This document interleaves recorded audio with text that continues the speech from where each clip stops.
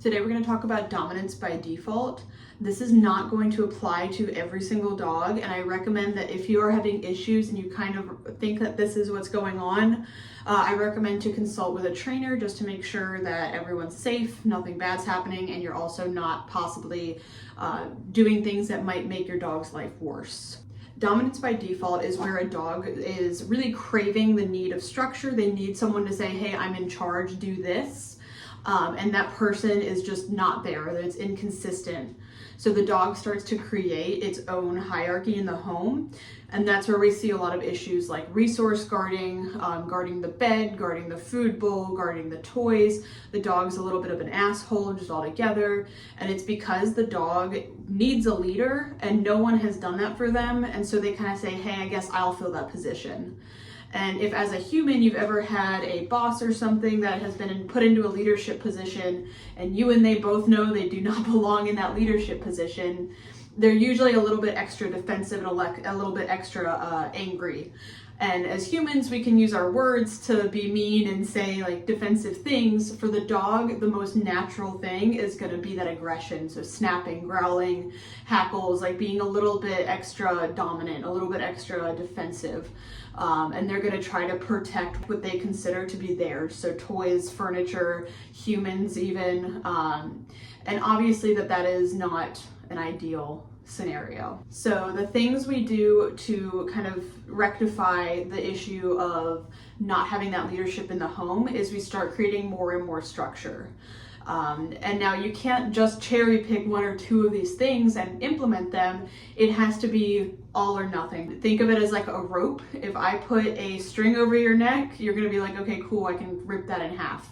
If I start to put several strings over your neck and kind of pull you around, that's a rope, right? So that's gonna be a lot harder to break. It's gonna be a lot stronger. So the same thing is gonna go for some of these recommendations as we start adding structure into the home. It's also really important to note, especially if you're working with a trainer, that most of the dogs that we're getting are like 2-3 years old, even older sometimes. And a lot of the signals that the dog is starting to develop this dominance issue aren't really obvious to the average pet owner. So the dog is having years and years of practicing this behavior, and the more, of course, that they practice, the better they're gonna get, just like any other skill. So you send the dog off for training for a few weeks, and that might work really well for those few weeks, but keep in mind, this dog has years of practice. So at home, when you get your dog back, you need to also be putting in that structure for a long amount of time to say, hey, this is the new normal and you're gonna stay like that. A lot of the dogs that have this dominance by default issue, they're gonna actually be really good friends with their dog trainer. So usually the first couple of sessions, they might butt heads, say, hey, like, who are you to boss me around?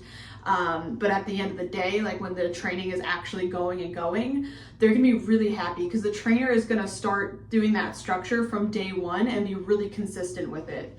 Always they're gonna sit at the door. They're always gonna wait to be released from the crate.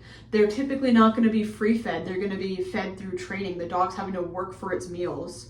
And it makes life make really good sense. Another good example is if you are driving and you don't know any of the laws of the road, you just know how to drive your car, and you just keep getting pulled over by the cops. You're gonna get really like annoyed and frustrated because you're like, I don't know what I'm doing wrong because no one gave me the actual rule. There's times where I can speed 15 miles over the speed limit and no one pulls me over. I can pass a cop and it's fine. But then another time I went 5 over and I got pulled over. That's really like gonna make you angry and confused, and the dog's gonna be the same way.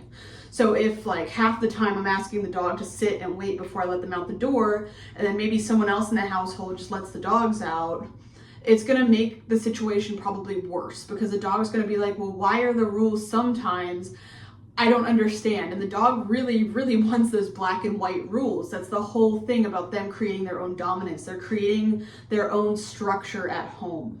Owners should be practicing these structural things for about 6 to 8 months after the dog gets home. And then from there, you can start slowly giving them back a little bit more freedom. But honestly, the longer, the better for a lot of this. We're gonna implement a concept called nothing in life is free. Just like how we're living, nothing in life is free. You have to go to work to get money. You have to not break the law. You have to feed yourself. You have to do this stuff. And that makes really good sense for a human, and it's easy for us to kind of self-direct because we can rationalize very well. So I can think back to a time maybe 10 years ago where I had an experience, and I can go, okay, that happened like that, so if I do the same thing again, it'll happen the same. The dog is not going to be like that. They are very live in the moment animals, and that's why it's more difficult to create habits in a dog than it is for a human. So a lot of times when we have these resource guarding cases, owners are like, well, I don't understand why he's guarding food. He's never been without food. I've had him since 12 weeks. He's always been fine. And all of a sudden I reach for the food bowl and he's like Cujo trying to kill me. And the thing is dogs don't rationalize. It's in the moment. It's, hey, I see you're reaching for my food bowl and that's not cool. I'm going to get defensive and show you that that is my food bowl. Aggression is a very, very natural thing for a dog to do. That does not mean that we want it to happen in our homes or we want to let the dog continue practicing it, but it is a very natural thing for them to default to. So they're not rationalizing the situation of the food bowl. They're going straight into what they know how to do in that moment, and that is defend door manners. Every single time you're going to create some rules. So it's, the door might be open, but you're not going at it till I release you. The rule of the door is you sit and you wait, so making them sit and stay for their food. Impulse control is them to it. Their food is even better. Obedience is great for these dogs. Training with their kind of restricting their access to very social areas, because the dog is trying to create his own hierarchy. He's trying to put himself on top. So I would start limiting those social areas. If the dog really likes going upstairs with people, I might say, hey, you're not allowed upstairs at all. It's like sit there and hang out with me while you eat dinner. They're going to be on place somewhere I can see them, but they're not going to be next to the dinner table. They're going to be doing their own thing in a controlled way. Same with the furniture. We're not going to let them on the furniture because that's our area. We want to kind of say, hey, you're no longer in charge here. Your position is kind of on the floor. We're going to kind of treat them like they're a peasant. And remember, this is, technically temporary, but we do want to do this for an extended period of time to build that habit, to tell them, hey, you're not the one in charge here. When we're watching a movie or watching TV, the dog should probably be on place. They're not going to be hanging out with us. They're not part of that social activity. They are there and they are being managed. And these next two are actually things that a lot of people don't realize even happen. It's just such a natural thing. Like if you're walking through a room and your dog is laying in the middle of the floor, most people will go around the dog. When it comes to this, self-appointed dominance, we don't want to move around the dog. We want to either push the dog, to the side if they're standing, or we will just walk over the dog. We do not move for them. And that's going to really help kind of communicate to them of, hey, like, you're peasant, right? Yeah, I'm humans up here, dog is down here.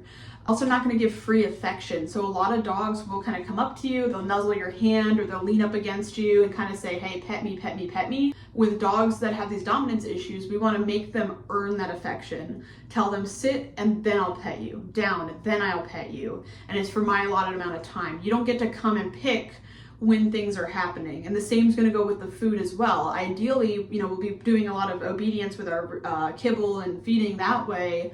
But of course, there's going to be times where it's just not feasible to do that. You're going to be giving them a meal or whatever.